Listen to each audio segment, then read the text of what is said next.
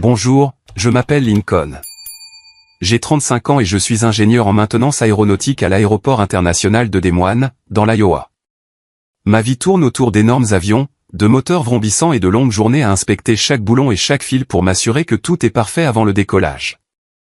J'adore ce travail, non seulement parce qu'il exige de la précision, mais aussi parce qu'il me donne un sentiment de contrôle, le sentiment que tout est en ordre, comme j'ai toujours voulu que ma vie soit. Mais aujourd'hui, je ne veux pas parler d'avion. Je veux vous raconter une journée spéciale. Le jour où je pensais atteindre le plus grand rêve de ma vie, une maison, un véritable havre de paix pour ma famille. 10 ans. C'est le temps que ma femme Queen et moi avons passé à trimer, à économiser chaque centime, à vivre dans des appartements de location exigus, partageant parfois la salle de bain avec des voisins bruyants. Queen, qui a 33 ans, est comptable pour une entreprise de meubles en ville. Elle est réfléchie, pratique et sait toujours comment empêcher notre foyer de sombrer dans le chaos. Mais si je suis honnête, je sais que Queen est profondément influencée par ses parents, surtout sa mère, Marlène. Ce sont le genre de personnes qui veulent que tout se passe à leur manière.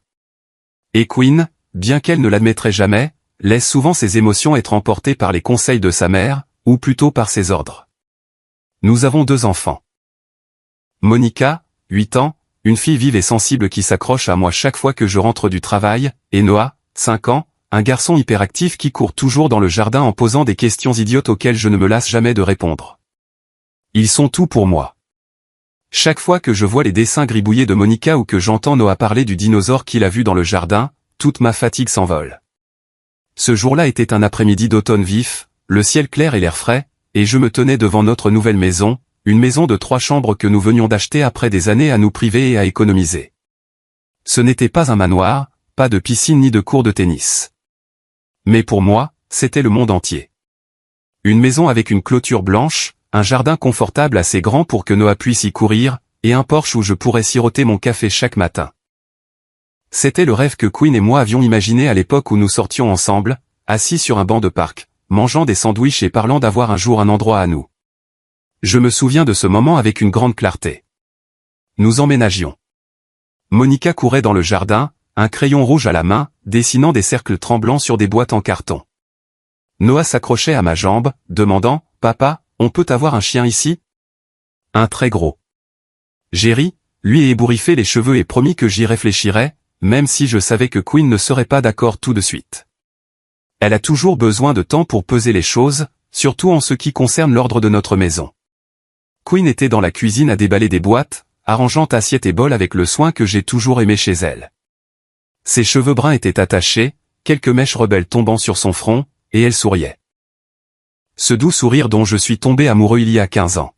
« Lincoln, tu as vu le mixeur quelque part ?» a-t-elle appelé de la cuisine. J'ai secoué la tête, faisant semblant d'être agacé.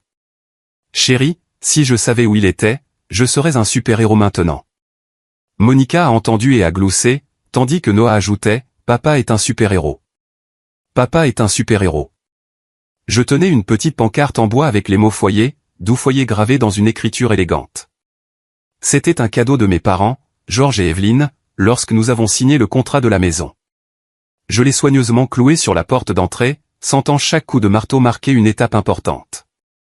À chaque coup, mon cœur se sentait plus léger. Ce n'était pas juste une maison. C'était la preuve de 10 ans de travail acharné, de nuits tardives à faire des budgets, de petites disputes sur l'argent, et des moments où Queen et moi nous tenions la main, nous promettant de construire un avenir ensemble. Ce soir-là, nous avons organisé une petite pendaison de crémaillère. Amis, collègues et les 2 familles sont venus. Mes parents, George et Evelyn, ont conduit 2 heures depuis leur petite ville en dehors de Des Moines, apportant un plateau de biscuits fait maison, la spécialité de ma mère. Les parents de Queen, Harold et Marlène, sont également venus, avec une bouteille de vin cher dont Harold n'arrêtait pas de se vanter comme étant une trouvaille rare. Les 2 familles ne sont pas exactement proches. Ils échangent des salutations polies et des sourires crispés, et je sais pourquoi. Mes parents sont des gens simples et droits qui respectent l'espace des autres. Les parents de Queen, surtout Marlène, ont tendance à vouloir tout contrôler, de la disposition de la table à la manière dont les autres devraient vivre leur vie. J'ai essayé de ne pas m'attarder là-dessus, pensant qu'aujourd'hui était un jour heureux. Pas besoin de se préoccuper des petits détails. La fête était remplie de rires et de bavardages. Monica et Noah couraient dans le jardin en jouant à chat avec les enfants des voisins. Quinn était occupée à recevoir, s'assurant que tout le monde avait des boissons et des desserts. Je me tenais près du barbecue dans le jardin, retournant les côtes levées, lui jetant des regards furtifs. Elle portait la robe bleu clair que j'aime, ses cheveux détachés sur ses épaules, ses yeux pétillants de joie. Je me suis dit, c'est le moment pour lequel j'ai travaillé toute ma vie. Quand les invités sont partis, il était tard. J'ai porté Monica à l'étage. Elle s'était endormie sur le canapé, serrant toujours sa poupée préférée. Noah suivait, se frottant les yeux, à moitié endormi, mais demandant toujours, « Papa, je peux dormir dans le jardin demain ?» J'ai gloussé, j'ai mis Monica au lit, j'ai tiré la couverture sur elle et je me suis tourné vers Noah. « Il faudra demander à ta mère, petit homme. » Il a hoché la tête, bâillant, et s'est endormi. Quelques instants plus tard, je suis sorti sur le porche, regardant la lumière dorée qui s'échappait de la fenêtre du salon. Cette maison, avec ses murs blancs, ses fenêtres impeccables et le son des rires de nos enfants, était tout ce dont j'avais jamais rêvé. J'ai ressenti une paix que j'avais rarement connue pendant nos années de lutte. Je l'avais fait. Nous l'avions fait. Puis j'ai senti une chaleur dans mon dos. Quinn a enroulé ses bras autour de moi, sa joue reposant légèrement contre mon dos. « Merci » a-t-elle chuchoté, sa voix aussi douce que la brise nocturne. « Merci de nous avoir donné un vrai foyer. » Je me suis retourné, j'ai regardé dans ses yeux bruns et j'ai souri. « Nous l'avons fait ensemble, mon amour. » Elle a hoché la tête, puis a dit doucement, presque nonchalamment, « Maintenant, mes parents peuvent venir nous voir quand ils veulent. » J'ai ri, j'ai hoché la tête, pensant que c'était juste un commentaire passager. Ses parents habitent à proximité et je savais qu'ils adoraient Monica et Noah. Qu'ils viennent souvent était normal, n'est-ce pas? Je n'y ai pas beaucoup réfléchi. Je l'ai juste serré contre moi, je lui ai embrassé le front, et ensemble nous avons regardé le jardin sombre où, demain, Noah courait en me posant d'autres questions idiotes. Mais avec le recul, j'ai réalisé que ce moment n'était pas aussi simple que je le pensais. Les mots de Quinn, légers comme une brise, étaient la première rafale d'une tempête imminente. Je ne l'ai pas vu venir, je n'étais pas préparé et je n'avais aucune idée que notre maison de rêve était sur le point de devenir un champ de bataille où l'amour, la famille et les frontières invisibles seraient mis à l'épreuve jusqu'à leurs limites. Les premiers mois dans notre nouvelle maison ont été comme un beau rêve. Chaque matin, je me réveillais tôt, préparais du café dans la cuisine, encore parfumé de l'odeur du bois neuf, et j'écoutais les oiseaux gazouiller dans le jardin. Monica et Noah se réveillaient généralement plus tard, se poursuivant autour de la table de la salle à manger en riant pendant que Quinn préparait des toasts et des œufs. Je m'asseyais là, regardant ma famille, sentant que tout était parfait. Le travail à l'aéroport était toujours mouvementé, mais il ne me pesait plus comme avant. Cette maison, avec ses murs blancs et la lumière du soleil qui filtrait par les fenêtres, était un rappel constant que tous mes efforts en avaient valu la peine. Les parents de Quinn, Harold et Marlène Dawson, ont commencé à venir plus fréquemment. Au début, je pensais que c'était génial. Il apportait des boîtes de nourriture, des ragoûts, des tartes, parfois un énorme plat de lasagne que Marlène déclarait fièrement être une recette de famille. Monica et Noah adoraient leurs grands-parents. Noah aimait particulièrement s'asseoir sur les genoux d'Harold, écoutant ses histoires sur ses jours de banquier. Bien que je parie que Noah ne comprenait pas grand-chose au-delà de la voix forte et enthousiaste qui donnait l'impression qu'un monde magique se déroulait. Marlène apportait toujours des cadeaux pour les enfants, une nouvelle robe pour Monica, un puzzle pour Noah. Je souriais, reconnaissant de leur affection, pensant que c'était leur façon de montrer leur amour pour leurs petits-enfants. Mais les choses ont commencé à changer lentement, presque imperceptiblement au début. Les visites du week-end se sont transformées en visites en milieu de semaine. Puis ils venaient tous les jours, restant parfois tard, assis dans le salon à regarder la télévision avec un volume si fort qu'il couvrait la lecture de Monica dans sa chambre. J'ai essayé de rester joyeux, me disant qu'ils voulaient juste être proches de la famille. Après tout, c'étaient les grands-parents des enfants, n'est-ce pas? Je ne voulais pas en faire toute une histoire. Marlène a commencé à laisser sa marque sur la maison.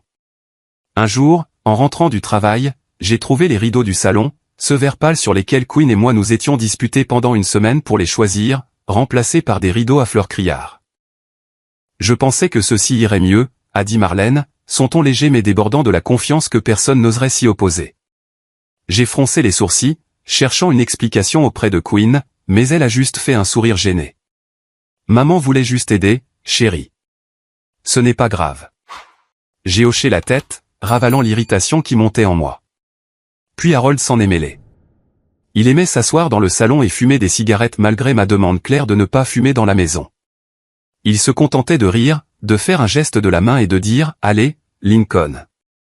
Un peu de fumée ne fera pas de mal. » Je fumais toute la journée à l'époque, et je suis toujours là. J'ai essayé de rester calme, mais chaque fois que j'entrais dans le salon et que je sentais l'odeur de cigarettes accrochées au canapé, j'avais l'impression que quelqu'un envahissait mon espace. Quinn ne semblait pas le remarquer. Ou peut-être qu'elle le remarquait, mais ne voulait pas y faire face. Chaque fois que j'abordais le sujet en douceur, comme « Chérie, je pense que tes parents sont un peu trop souvent ici. Nous avons besoin d'un peu d'espace. » Elle haussait les épaules et disait « Ils veulent juste aider, Lincoln. » Tu exagères.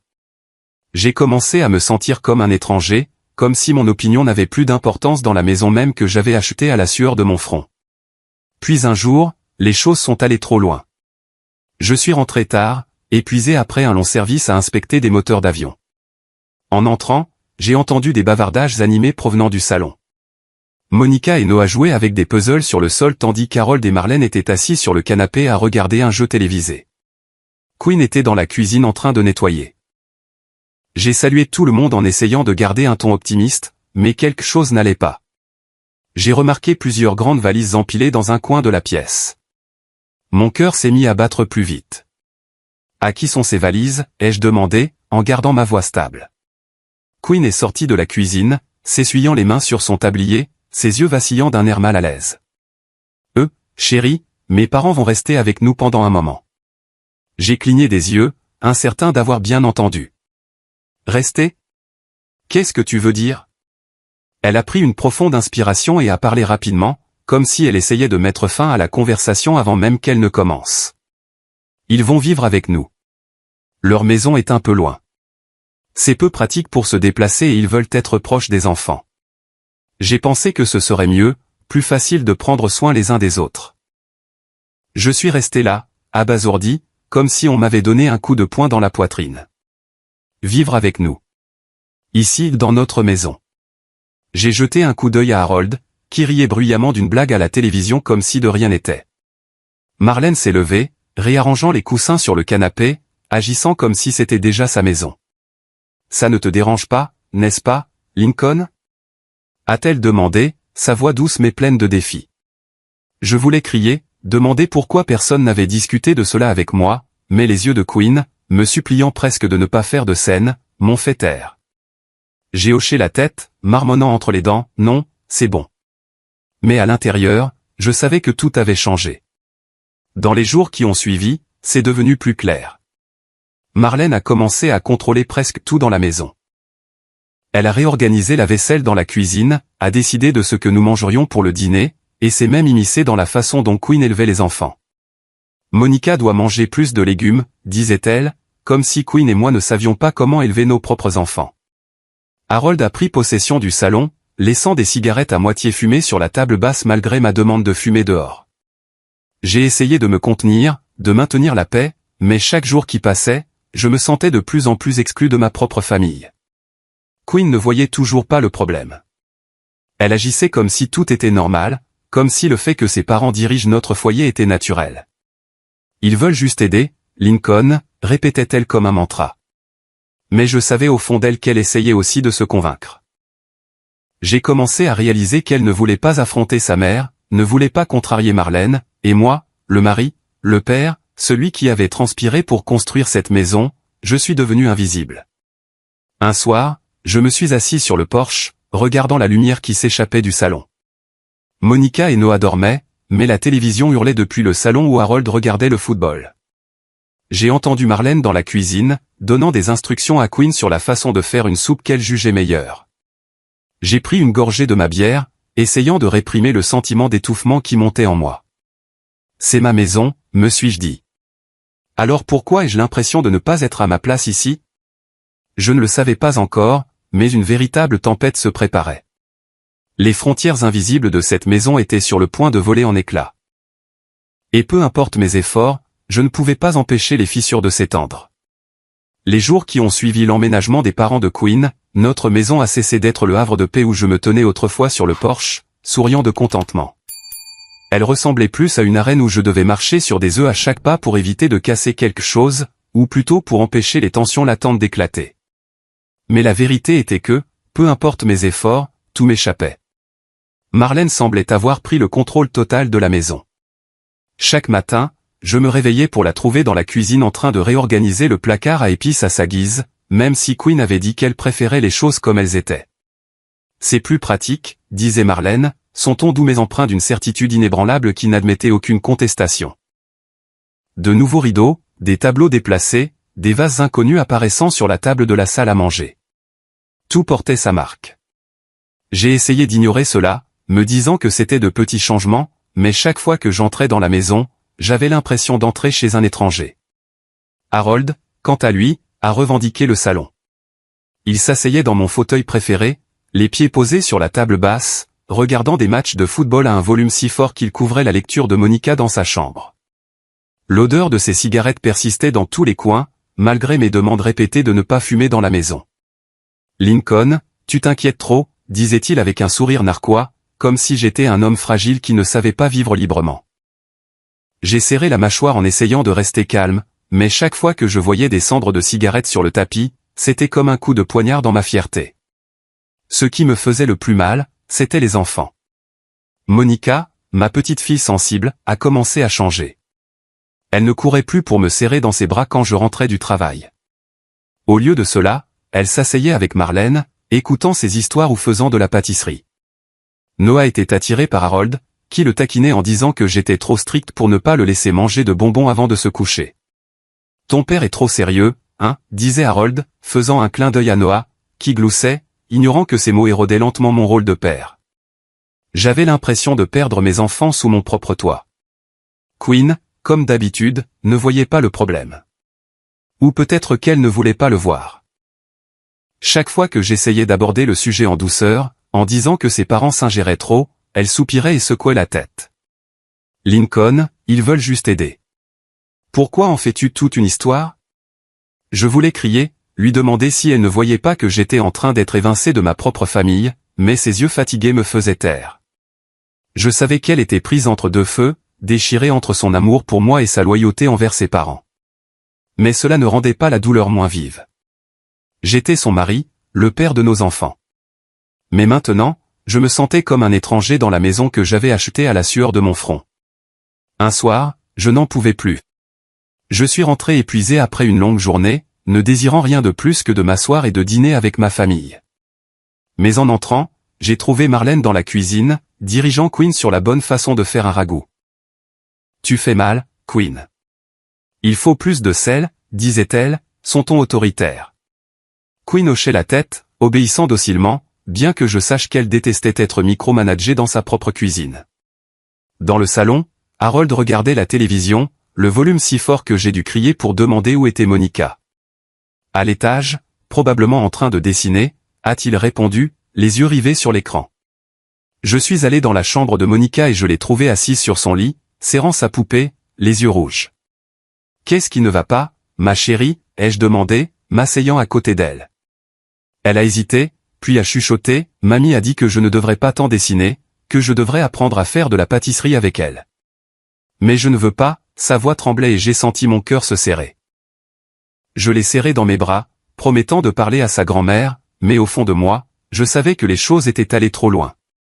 Cette nuit-là, après que les enfants se soient endormis, j'ai emmené Quinn sur le porche. J'ai essayé de garder ma voix calme, mais chaque mot semblait être arraché de ma poitrine. « Quinn, nous devons parler. Tes parents, ils contrôlent tout. J'ai l'impression de ne plus avoir ma place dans cette maison. » Elle m'a regardé, ses yeux vacillant d'un air mal à l'aise, mais son expression s'est ensuite durcie. « Lincoln, tu exagères encore. Ils veulent juste aider. Tu ne vois pas à quel point ils aiment Monica et Noah. » Aider, ai-je lâché, ma voix plus forte que prévu. Ils transforment notre maison en la leur, Quinn. Je n'ai mon mot à dire sur rien. Ni les repas, ni la façon dont nous élevons nos enfants. Je me sens comme un étranger. Elle a secoué la tête, reculant. Tu es égoïste, Lincoln. Ce sont mes parents. Je ne peux pas simplement les mettre à la porte parce que tu es mal à l'aise. La conversation s'est terminée lorsqu'elle est retournée dans la maison, me laissant seul sur le porche, regardant la lumière qui s'échappait du salon, sentant mon monde s'effondrer. Dans les jours qui ont suivi, je me suis replié sur moi-même. Je partais travailler plus tôt, rentrais plus tard, dînant parfois seul dans un restaurant près de l'aéroport. J'évitais Marlène et ses remarques acerbes comme « Lincoln, tu travailles trop. Tu ne prêtes pas attention à ta famille. » J'évitais Harold et ses piques sur le fait que j'étais trop strict ou que je ne savais pas profiter de la vie. Pire encore, j'ai commencé à éviter Quinn parce que chaque fois que je la regardais, je voyais de la déception. Non pas parce qu'elle était en colère contre moi, mais parce que je ne pouvais pas protéger l'espace qui appartenait à notre famille. L'atmosphère dans la maison est devenue lourde, comme si nous jouions tous une pièce de théâtre. Nous parlions encore, rions et dînions ensemble, mais personne n'écoutait vraiment. Monica est devenue plus silencieuse, se retirant souvent dans sa chambre. Noah continuait de courir, mais j'ai remarqué qu'il commençait à écouter davantage Harold, comme s'il était le vrai père. J'avais l'impression de tout perdre. Ma femme, mes enfants et la maison que je pensais être notre sanctuaire. Un soir, je me suis assis sur le porche, tenant une bière fraîche, regardant le jardin où les rires des enfants ne résonnaient plus. À l'intérieur, j'entendais Marlène raconter à Quinn comment élever les enfants à l'époque. J'ai entendu le rire bruyant d'Harold devant un match de football. Et j'ai entendu mon propre cœur battre lentement, lourdement, comme s'il comptait à rebours avant une explosion inévitable. Je savais que si je ne faisais rien, je perdrais tout. Mais que pouvais-je faire quand la personne que j'aimais le plus se tenait de l'autre côté de la ligne de bataille? Les semaines qui ont suivi ont transformé notre maison en un lieu étranger. Je ne la reconnaissais plus. En rentrant, je me faufilais discrètement dans le salon, évitant le regard d'Harold et les remarques voilées de Marlène. Je me retirais dans le bureau, fermais la porte et restais assis là, à regarder les photos de famille sur le mur. Des moments de bonheur où nous étions encore une vraie famille. Un soir, j'ai décidé que je devais avoir une conversation sérieuse avec Quinn. Je ne pouvais plus continuer à vivre comme ça, comme un fantôme dans ma propre maison. Après que les enfants se soient couchés, je l'ai emmené sur le porche. La nuit était froide, le vent faisant bruisser les arbres du jardin. J'ai pris une profonde inspiration, essayant de garder ma voix stable. Quinn, je n'en peux plus. Tes parents, ils contrôlent tout. J'ai l'impression de ne plus faire partie de cette famille. Quinn m'a regardé, une lueur de douleur dans les yeux, mais elle est rapidement devenue sur la défensive. Lincoln, de quoi parles-tu? Mes parents veulent juste aider. Tu veux que je les mette à la porte? C'est ma famille. J'ai serré les poings, essayant d'empêcher ma voix de trembler. Je ne dis pas de les mettre à la porte, mais tu ne vois pas? Ils décident de tout, de la façon dont nous élevons les enfants à notre mode de vie. Je suggère que nous pourrions peut-être les aider à louer un appartement à proximité. Ils seraient toujours proches des enfants, mais nous aurions notre propre espace. Pour moi, c'était une solution raisonnable. Mais pour Quinn, c'était une insulte. Tu es si égoïste, Lincoln, a-t-elle crié, sa voix s'élevant avec une fureur que je n'avais jamais vue auparavant. Mes parents ont tant sacrifié pour moi, pour les enfants. Et maintenant tu veux les chasser. Sais-tu à quel point ça leur ferait mal? Je suis resté là, abasourdi, sentant le sol s'effondrer sous mes pieds. Je voulais dire que je souffrais aussi, que je perdais ma famille, mais ma gorge s'est nouée et les mots ne sont pas sortis. La conversation a été interrompue lorsque Marlène est apparue à la porte. Qu'est-ce que c'est que tout ce bruit, a-t-elle demandé, son ton glacial. Je savais qu'elle avait tout entendu. Ses yeux me fixaient avec mépris, comme si j'étais un misérable ingrat. Lincoln, tu devrais être reconnaissant de ce que nous faisons pour cette famille, a-t-elle dit, puis elle est retournée à l'intérieur, entraînant Quinn avec elle. Quinn n'a pas regardé en arrière, elle a juste suivi sa mère, me laissant seul sur le porche, le froid s'infiltrant dans mes os. À partir de ce moment, les choses ont empiré. Marlène et Harold ont resserré leur emprise. Ils se sont mêlés de chaque décision, des activités extrascolaires de Monica à la coupe de cheveux de Noah. J'avais l'impression de n'avoir aucune autorité dans ma propre maison. À chaque repas, je restais assis en silence, écoutant Marlène faire la leçon sur la bonne façon d'élever les enfants, entendant Harold me piquer parce que je travaillais trop. Quinn ne disait rien, se contentant de baisser la tête comme si elle avait renoncé à se tenir à mes côtés. J'ai commencé à dormir dans le bureau sur un canapé exigu.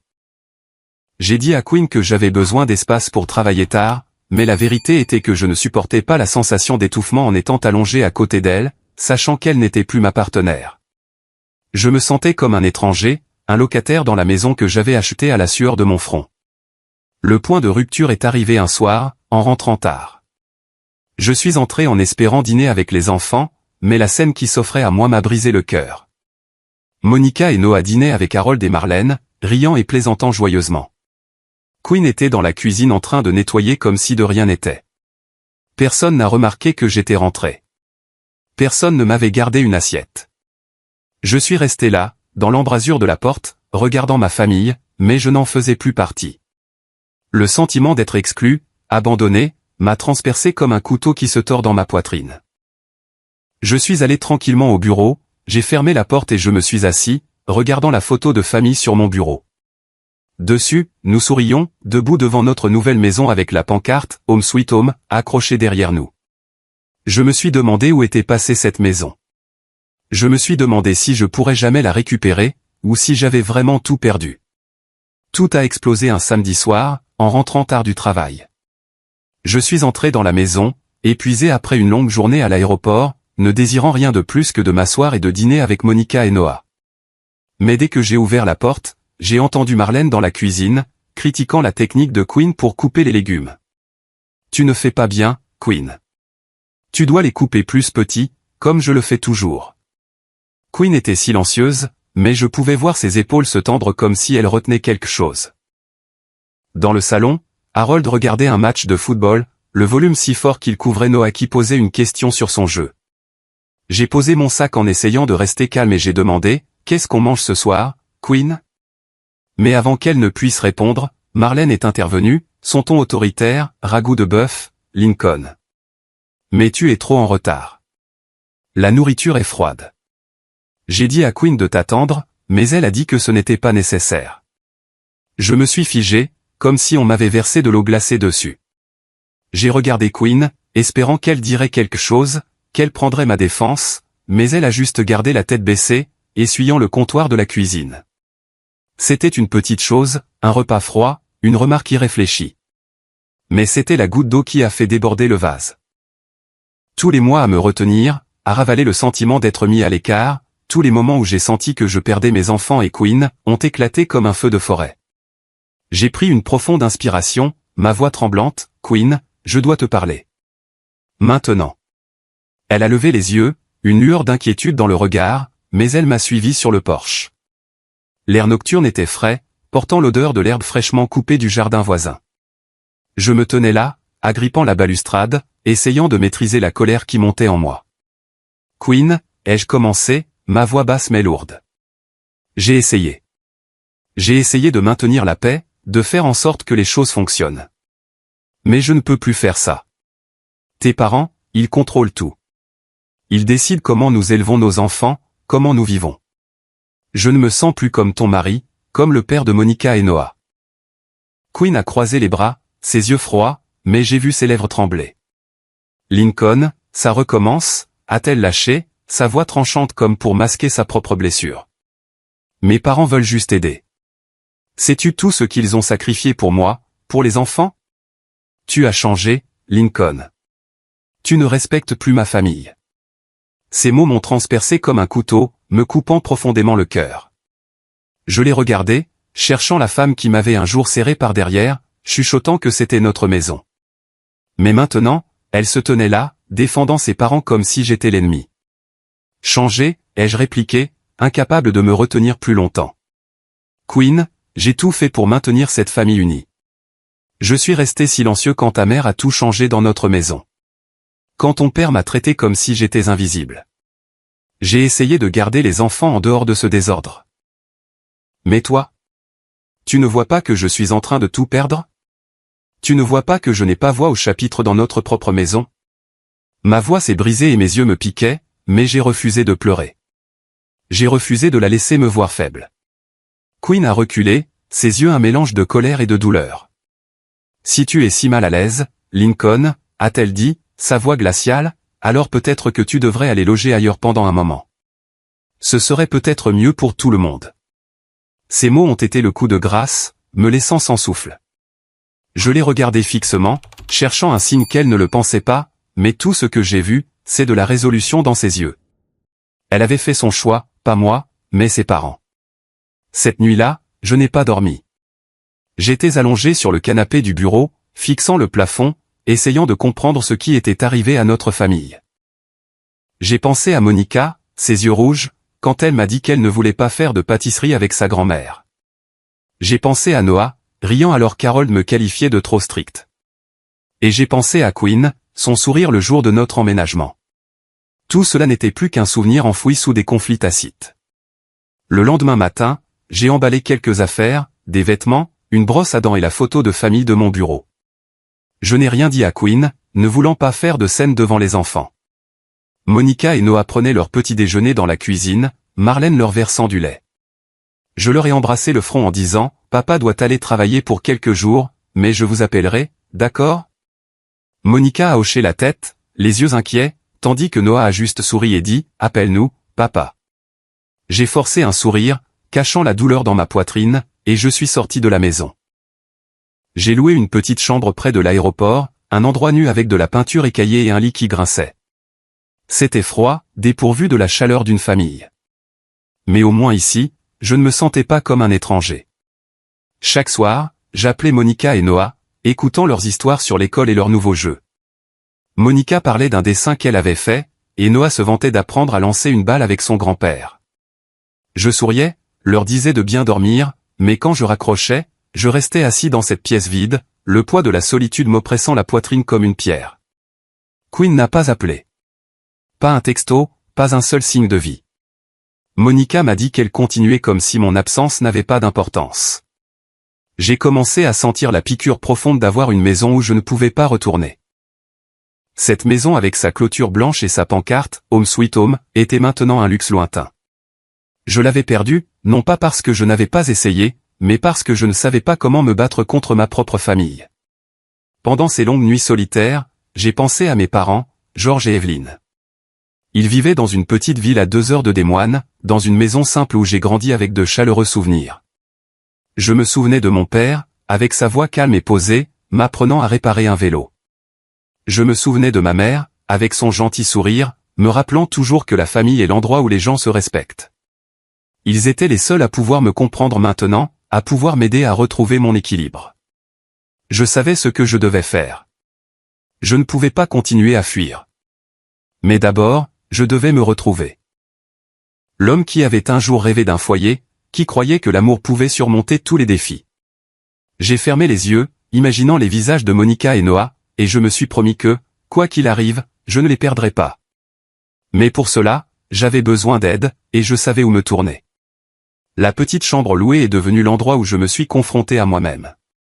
Chaque soir, après avoir appelé Monica et Noah, je restais allongé là, à regarder le plafond, laissant les souvenirs d'enfance revenir comme une douce rivière. Je me souvenais des après-midi d'été dans la petite ville en dehors de Des Moines, où mon père, George, était assis dans le hangar, m'apprenant à changer une chambre à air de vélo.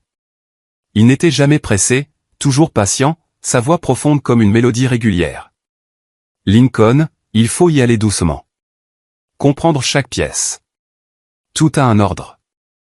Moi, un garçon de 10 ans, accroupi à côté de lui, les mains pleines de graisse, j'avais l'impression d'apprendre quelque chose de bien plus grand que la réparation de vélo. Ma mère, Evelyn, était le cœur de notre foyer. Elle avait une façon de rendre tout plus léger.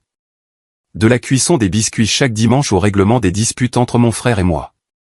La famille est l'endroit où tu trouves la paix, disait-elle, ses yeux bienveillants fixés sur moi. Mais la paix ne vient que lorsque tout le monde se respecte. À l'époque, ce n'était que les mots de ma mère. Mais maintenant, dans la chambre froide et louée, il résonnait comme un signal d'alarme. La maison que je partageais avec Quinn avait perdu ce respect. Non seulement entre moi et ses parents, mais entre nous. J'ai réalisé que j'avais grandi dans une famille simple mais solide.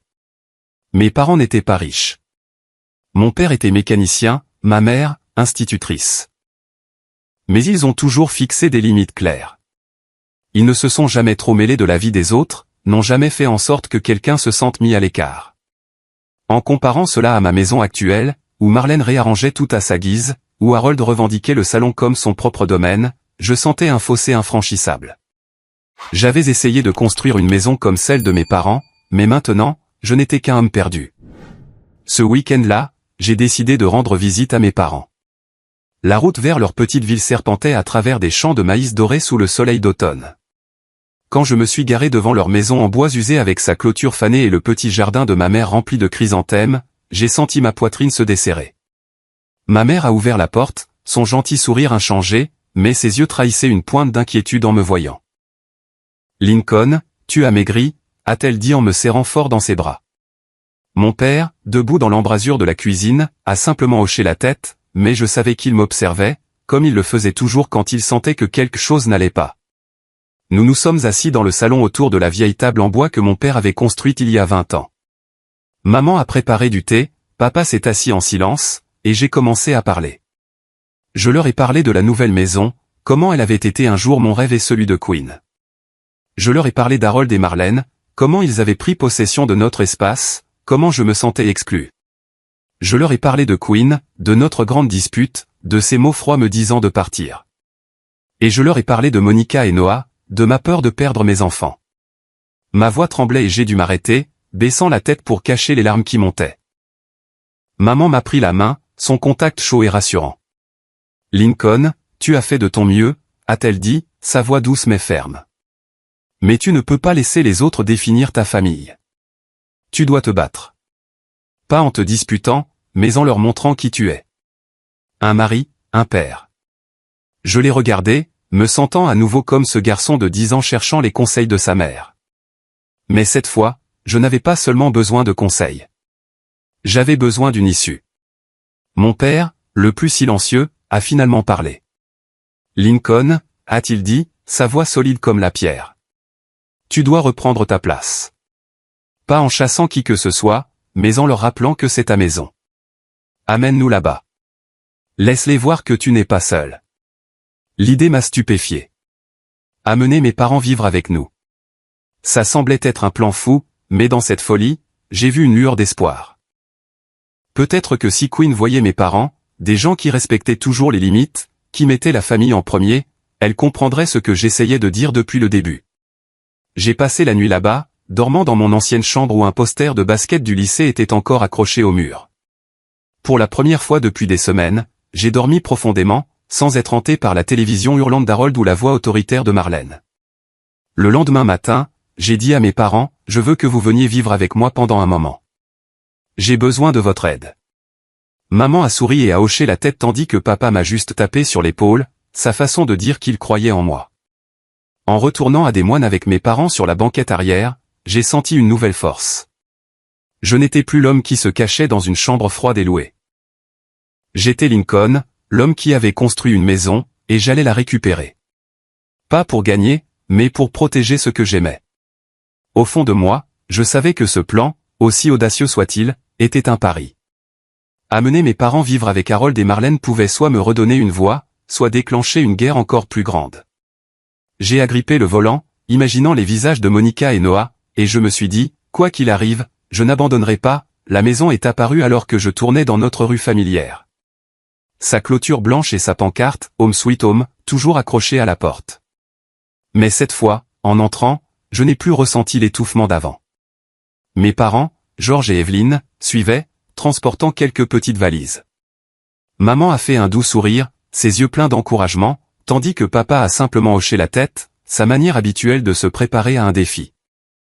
J'ai pris une profonde inspiration, j'ai ouvert la porte et j'ai appelé, « Quinn, je suis à la maison. » Mes parents sont là aussi. Quinn est sorti de la cuisine, son tablier toujours noué autour de sa taille, les mains pleines de farine. Elle m'a regardé, puis mes parents, et pendant un instant, j'ai vu le choc dans ses yeux. « Tes parents » a-t-elle répété, sa voix légèrement tremblante. « Ils restent ici ?» J'ai hoché la tête, gardant un ton calme. « Oui, j'ai pensé que ce serait bien qu'ils restent un moment, pour être proches des enfants, pour nous aider. » J'ai délibérément fait écho à la raison qu'elle avait donnée lorsque ses parents avaient emménagé, espérant qu'elle comprendrait mon intention, mais le regard dans les yeux de Quinn m'a dit qu'elle n'était pas préparée à cela. Marlène est apparue depuis le salon, Harold la suivant, une cigarette non allumée à la main. Georges, Evelyne, a dit Marlène, sa voix douce mais froide. Quelle surprise de vous voir tous les deux. Ma mère a souri, répondant avec sa courtoisie habituelle, nous voulions juste être plus proches des petits-enfants, Marlène.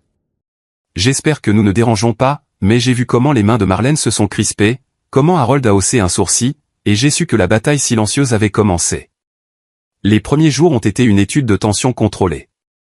Mes parents ont essayé de se fondre dans le décor, mais les différences entre les deux couples de grands-parents sont rapidement devenues évidentes. Ma mère, Evelyne, était douce et maintenait les choses en ordre. Elle aidait à nettoyer et à cuisiner, mais ne s'imposait jamais. Quand Monica voulait dessiner au lieu de faire de la pâtisserie, maman a juste souri, s'est assise avec elle et a pris un crayon. Marlène, en revanche, s'accrochait à son besoin de contrôle. Monica, tu devrais apprendre à cuisiner. Ce sera utile quand tu seras plus grande, disait-elle de son ton autoritaire, faisant baisser la tête à Monica, ses yeux évitant le contact. Mon père, Georges, était calme mais inflexible, refusant d'être diminué. Une fois, alors qu'Harold se vantait de ses jours de banquier, insinuant que le travail de papa en tant que mécanicien était inférieur, papa l'a regardé, sa voix aussi stable que la pierre, Harold, chaque travail a sa valeur tant qu'il permet de subvenir aux besoins de sa famille. Le commentaire a fait taire Harold, mais j'ai vu une lueur d'irritation dans ses yeux. À partir de ce moment, les deux pères se sont livrés une guerre subtile, échangeant des piques apparemment inoffensives chargées de sens cachés. Queen était prise entre deux feux, essayant de maintenir la paix, mais je pouvais voir qu'elle était de plus en plus épuisée. Elle naviguait entre les deux mers, essayant de satisfaire les deux camps. Une fois, je l'ai entendue soupirer dans la cuisine quand ma mère a suggéré de faire sa soupe aux lentilles tandis que Marlène insistait sur le fait que son ragoût de bœuf devait être le plat principal. « Maman, Evelyne, s'il vous plaît. »« Je vais faire les deux, » a dit Queen, sa voix presque suppliante. Je voulais entrer, la serrer dans mes bras, lui dire que je comprenais, mais la distance entre nous restait comme un mur invisible. Monica et Noah ont commencé à sentir l'atmosphère lourde. Un après-midi, j'ai trouvé Monica recroquevillée dans sa chambre, serrant sa poupée, les yeux rouges.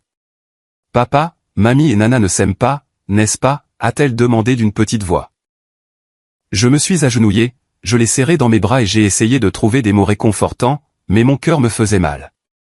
Noah, habituellement si vif, est devenu plus silencieux, évitant les moments où les deux grands-mères s'affrontaient dans la cuisine. J'ai réalisé que mon plan, destiné à reprendre ma voix, blessait mes enfants. Mais je ne pouvais pas m'arrêter. Pas maintenant. Pas après être allé si loin. La maison est devenue un champ de bataille avec des factions claires.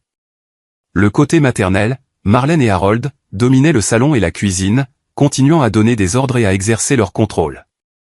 Le côté paternel, mes parents, se sont ralliés autour de moi et des enfants, essayant de maintenir un espace paisible. Chaque repas était une compétition silencieuse remplie de piques voilées et de regards acérés. Marlène se plaignait de la cuisine de ma mère, la qualifiant de trop fade. Maman souriait simplement, mais j'ai vu ses jointures se crisper autour de sa serviette. Harold se moquait de papa parce qu'il ne savait que réparer des machines, et papa répondait par le silence, bien que ses yeux disaient qu'il ne reculerait pas. J'ai essayé de rester calme, mais au fond de moi, je savais que j'avais déclenché une guerre. Je voulais que Queen voie que la famille avait besoin de limites, de respect, mais au lieu de cela, je n'avais fait qu'empirer les choses. Une nuit, après que tout le monde soit allé se coucher, je me suis assis sur le porche, regardant le jardin, maintenant silencieux comme un cimetière. Je me suis demandé si je faisais ce qu'il fallait ou si j'entraînais simplement ma famille plus profondément dans un bourbier. Mais il n'y avait pas de retour en arrière possible. J'étais allé trop loin, et maintenant je ne pouvais qu'attendre de voir comment ce feu allait brûler, ou s'il allait tout consumeur. Notre maison, autrefois un symbole de nos rêves, était devenue un foyer incandescent où chaque action, chaque mot, jetait de l'huile sur le feu. Les deux mères, ma mère Evelyne et Marlène, étaient au cœur de chaque conflit. Ma mère, avec sa nature douce et droite, essayait de maintenir l'ordre discrètement. Elle nettoyait, s'occupait des enfants, mais respectait toujours les limites de Queen et les miennes. Marlène, en revanche, ne pouvait s'empêcher de contrôler. Elle changeait les menus, réarrangeait les meubles et dictait même les horaires de Monica et Noah. « Queen, tu ne peux pas laisser les enfants veiller si tard, » disait-elle de son ton autoritaire, même si j'avais expliqué que Monica avait besoin de temps pour dessiner avant de se coucher. Les affrontements entre les deux mères se produisaient quotidiennement, souvent dans la cuisine, qui fut un jour le cœur de notre foyer pour moi. Une fois, ma mère a suggéré de faire les biscuits traditionnels de notre famille pour le petit déjeuner de Monica et Noah. Marlène, qui se tenait à proximité, s'est moquée, des biscuits. Les enfants ont besoin de quelque chose de plus nutritif. Evelyne, laisse-moi faire mes omelettes. Ma mère a juste souri, mais j'ai vu sa prise se resserrer sur la cuillère en bois, retenant sa frustration. Queen, prise au milieu, a soupiré et a dit, d'accord, faites les deux. Mais je savais qu'elle était épuisée, essayant de satisfaire les deux camps et échouant. Les deux pères n'étaient pas mieux. Mon père, George, était calme mais résolu, et sa fermeté irritait Harold. Un après-midi, alors qu'ils étaient assis dans le salon, Harold a lancé une pique. « George, tu as réparé des machines toute ta vie. Tu ne sais probablement pas ce que c'est que de gérer une grande famille, hein ?» Mon père n'a pas répondu, mais ses yeux disaient qu'il ne reculerait pas. Queen, qui me reliait autrefois au monde, était devenue une ombre pâle. Elle naviguait entre les deux familles, essayant de maintenir la paix. Mais je pouvais la voir de plus en plus frustrée. Quand j'ai suggéré qu'elle demande à sa mère d'arrêter de se mêler de notre éducation, elle m'a sèchement répondu, « Lincoln, tu as amené tes parents ici, et maintenant tu me blâmes. Si tu ne voulais pas de mes parents ici, pourquoi ne l'as-tu pas dit dès le début ?» J'étais abasourdi, voulant expliquer que je voulais juste qu'elle comprenne ce que je ressentais, mais elle s'est détournée, me laissant avec un sentiment d'impuissance. Les enfants, Monica et Noah, ont commencé à sentir l'atmosphère étouffante. Monica, toujours sensible, a commencé à se retirer dans sa chambre, serrant sa poupée et dessinant des images tristes. Des maisons sans fenêtres, des gens se tenant à distance les uns des autres. Noah, bien que toujours énergique, a commencé à éviter les dîners de famille où les deux mères et pères rivalisaient pour imposer leurs opinions. Une fois, il m'a entraîné dans le jardin et a chuchoté, « Papa, pourquoi tout le monde se dispute tout le temps ?» Je l'ai serré dans mes bras, cherchant des mots réconfortants, mais mon cœur me faisait mal, réalisant que mon plan blessait mes enfants. Le point de rupture est arrivé un soir, alors que nous étions tous assis pour dîner, une rare tentative de maintenir la façade d'une famille unie. La table était couverte de nourriture, la soupe aux lentilles de ma mère, le ragoût de bœuf de Marlène et une salade que Queen avait préparée pour apaiser les deux camps. Mais l'air était lourd, comme un orage sur le point d'éclater. Tout a commencé lorsque Marlène a fait une remarque, son ton autoritaire, « Monica, tu manges trop peu. Tu as besoin de plus de viande, sinon tu ne grandiras pas. » Ma mère, qui était restée silencieuse si longtemps, a finalement pris la parole, « Marlène, laisse la fille choisir ce qu'elle veut manger. La forcer n'est pas bon. » Ce commentaire a allumé la mèche. Marlène a claqué sa cuillère, sa voix glaciale, « Evelyne, es-tu en train de me dire comment élever mes petits-enfants ? J'ai très bien élevé Queen. Je sais ce que je fais. » Ma mère, toujours douce mais inflexible, a répondu, « Je dis juste que les enfants ont besoin d'un peu de liberté. Ce ne sont pas des objets que nous pouvons contrôler. » La pièce a volé en éclats. Harold est intervenu, sa voix dégoulinant de sarcasme, « George, tu devrais apprendre à ta femme à parler, sinon elle va semer la zizanie. » Mon père, avec un calme terrifiant, a répondu, « Harold, je pense que c'est toi qui dois apprendre le respect. » Queen, assise en bout de table, a finalement craqué. « Assez !» a-t-elle crié en se levant. Tout le monde, arrêtez ça. Lincoln, pourquoi as-tu amené tes parents ici pour transformer cette maison en champ de bataille? Mon cœur s'est senti écrasé en la regardant. Queen, je voulais juste que tu comprennes ce que ça fait d'être mis à l'écart de sa propre maison, ai-je répliqué, ma voix tremblante de colère et de douleur. Mais je me suis trompé, n'est-ce pas? Parce que maintenant, tu me vois juste comme l'égoïste. Monica, assise à proximité, a éclaté en sanglots. Noah a couru à l'étage, ses pas résonnant dans les escaliers. La pièce est tombée dans le silence, à l'exception des sanglots de Monica et de nos respirations lourdes. Le lendemain matin, Harold et Marlène ont annoncé qu'ils partaient. « Nous ne pouvons plus rester ici », a dit Marlène, sa voix pleine de douleur. « Si nous ne sommes pas les bienvenus, nous partirons. » Queen a essayé de les retenir, mais ils étaient résolus, faisant leurs valises dans leur fierté blessée. La maison est redevenue silencieuse, mais ce n'était pas la paix dont j'avais rêvé. C'était simplement l'accalmie après une tempête, pleine de fissures qui ne pouvaient être réparées. J'ai regardé Queen, espérant un soupçon de regret, mais elle s'est simplement détournée, les yeux rouges. Je savais que mon plan avait fonctionné. Harold et Marlène étaient partis, mais le prix à payer était une rupture plus profonde avec la femme que j'aimais. Je me suis tenu sur le porche, regardant le jardin silencieux, et je me suis demandé, ai-je gagné, ou ai-je tout perdu? Les jours qui ont suivi le départ des parents de Quinn, notre maison est entrée dans un état étrange. Plus de disputes, plus d'ordre de Marlène, ni les rires tonitruants d'Harold. Mais le silence était lourd, comme si l'air portait encore la fumée de la bataille qui venait de se terminer. J'allais travailler chaque jour, rentrant dans une maison désormais occupée seulement par mes parents, George et Evelyn, ainsi que Quinn et les enfants. Mes parents restaient discrètement, aidants, mais leur présence, bien que réconfortante pour moi, était un rappel constant que les fissures de notre mariage n'étaient pas guéries. Quinn est devenue plus silencieuse. Elle travaillait toujours, s'occupait de Monica et Noah, mais son sourire, celui qui m'avait fait fondre il y a 15 ans, était maintenant aussi rare que le soleil en hiver. Elle évitait mon regard, esquivait les longues conversations. Chaque fois que j'essayais d'en commencer une, en lui demandant des nouvelles de sa journée ou des enfants, elle répondait sèchement et se détournait, comme si chaque mot rouvrait une blessure. Je voulais la serrer dans mes bras, lui dire que j'étais désolé d'avoir poussé les choses trop loin, mais son regard distant m'arrêtait à chaque fois. Les enfants, heureusement, ont lentement retrouvé leur innocence. Monica a cessé de se retirer dans sa chambre, et ses dessins ont recommencé à briller de couleurs vives. Un après-midi, elle a couru dans le jardin, m'entraînant dans une partie de chat, son rire sonnant comme une mélodie apaisante.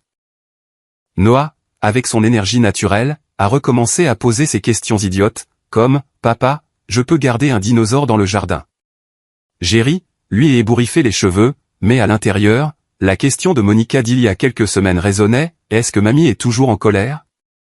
Cela m'a fait réaliser que même si Harold et Marlène étaient partis, les blessures qu'ils avaient laissées persistaient. Pas seulement en moi, mais chez les enfants. Mes parents, George et Evelyn, sont restés, mais ont gardé une distance délicate. Maman aidait Quinn à nettoyer et jouer avec les enfants, mais ne dépassait jamais les limites. Une fois, je l'ai vue assise avec Monica, lui apprenant à plier des origamis, toutes deux gloussant lorsqu'une aile de grue en papier était de travers. Papa, avec son calme constant, passait du temps dans le jardin à réparer la clôture ou à lancer une balle avec Noah, mais il n'imposait jamais ses opinions. Leur douceur était quelque chose qui avait manqué à cette maison depuis trop longtemps, et j'ai remarqué que Quinn, bien qu'elle ne le dise pas, semblait le sentir aussi. Je l'ai surprise debout dans l'embrasure de la cuisine, regardant maman et Monica, les yeux pensifs. Un après-midi, j'ai surpris une conversation entre ma mère et Quinn dans le salon.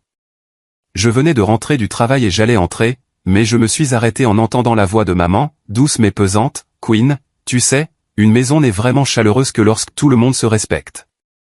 Lincoln veut juste que cette maison soit paisible, pas que quelqu'un gagne. » Papa, assis dans un coin, a hoché la tête et a ajouté de sa voix profonde, « La famille est quelque chose que l'on construit ensemble, pas quelque chose qu'une seule personne contrôle. » Je me suis figé, le cœur battant, attendant la réponse de Quinn. Elle n'a pas parlé, mais je l'ai entendu soupirer, un son lourd d'épuisement et de regret. Les mots de mes parents étaient comme une pierre jetée dans un lac tranquille, remuant des pensées que Quinn avait peut-être essayé d'enfouir. Cette nuit-là, après que les enfants se soient endormis, je me suis assis sur le porche avec une tasse de café froid. J'ai pensé au premier jour où nous avons emménagé, quand Quinn et moi étions debout ensemble, regardant le jardin et rêvant de notre avenir. Je me souvenais comment elle m'avait serré par derrière, chuchotant que c'était notre maison. Maintenant, ce jardin était toujours là, mais nous étions devenus des étrangers, piégés entre l'amour et des fissures non cicatrisées. Je me suis demandé si Quinn pensait la même chose, si elle se souvenait de ces jours, ou si elle était simplement perdue dans la douleur que j'avais contribué à causer. Quinn est sortie sur le porche, me surprenant. Elle est restée là, les bras croisés, regardant le jardin, silencieuse pendant un long moment. Puis elle a parlé, sa voix douce mais claire, « Lincoln, je ne sais pas quand les choses sont allées si loin. » Je me suis tourné vers elle, le cœur battant la chamade, attendant. Je voulais juste que mes parents soient proches des enfants, qu'ils se sentent importants. Mais je n'ai pas réalisé que je te faisais du mal. Ces mots étaient comme une faible lumière dans l'obscurité. Mais je n'osais pas trop espérer. J'ai répondu, ma voix rauque, « Quinn, je voulais juste que nous soyons une famille. Je ne voulais pas me battre contre toi, mais je ne pouvais pas me laisser mettre à l'écart. » Elle a hoché la tête, regardant toujours le jardin comme si elle cherchait quelque chose dans le noir. « Je sais, » a-t-elle dit, sa voix tremblante. Mais je ne sais pas comment réparer ça. Je voulais lui prendre la main, lui dire que nous pouvions recommencer, mais je suis resté silencieux, laissant le calme s'installer entre nous.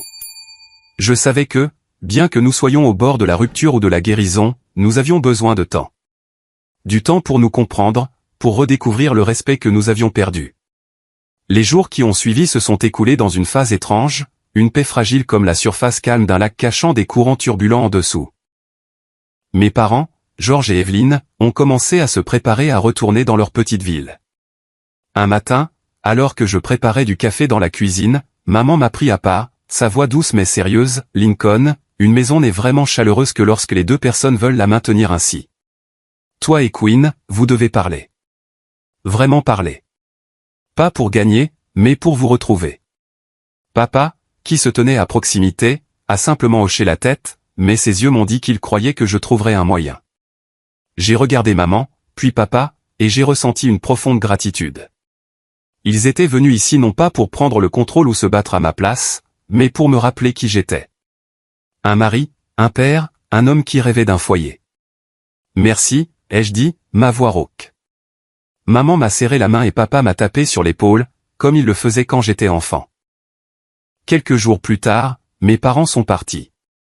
Ils ont serré Monica et Noah dans leurs bras, leur disant de rester en bonne santé, puis sont montés dans leur voiture, laissant la maison à moi, Quinn et nos enfants. Alors que leur voiture disparaissait au bout de la rue, je suis resté sur le porche, ressentant un vide étrange. Mais avec cela est venue une lueur d'espoir. Maintenant, sans Harold, Marlène, ni même mes parents, il ne restait que nous, notre petite famille. C'était notre chance de repartir à zéro, ou d'affronter la vérité que nous étions peut-être allés trop loin. Quinn et moi avons commencé à parler davantage, bien que par des échanges courts et fragmentés.